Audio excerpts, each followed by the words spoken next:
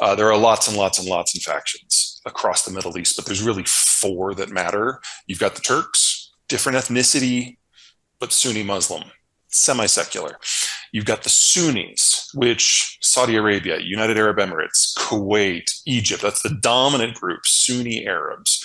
The third group are the Israelis, the Jews, and then the fourth are Shia Persian. So different religious sect, different ethnicity, and that's Iran.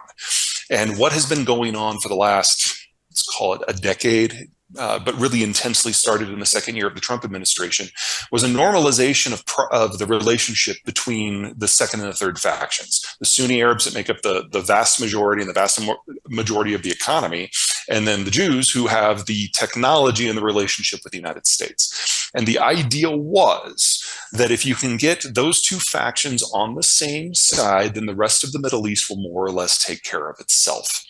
Now, there are any number of ways that you can manage the Middle East. This is one. I'm not saying it's better or worse than any particular one, but this is the one that the Biden and the Trump administrations broadly agreed on behind closed doors. They will never say that out loud, but it's a by administration strategy. And the United Arab Emirates and Morocco have already gone down that path. And the question was whether Saudi Arabia, the biggest, the most powerful, the richest of the Sunni states, would follow. And within Riyadh, there is a familial argument. Well, for the older generation, the defining characteristics of the Arab identity is that the Palestinians are Arabs too.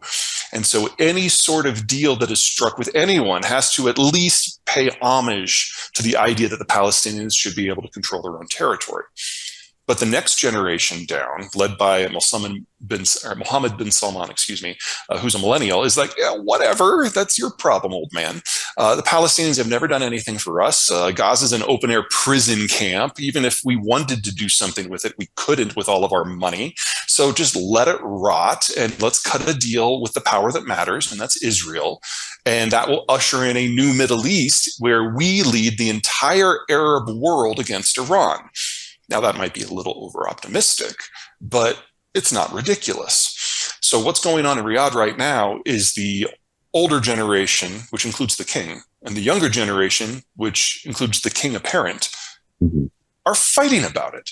And we will know within a month who comes out on top based on what the Saudi position is versus Iran and Hamas. TBD.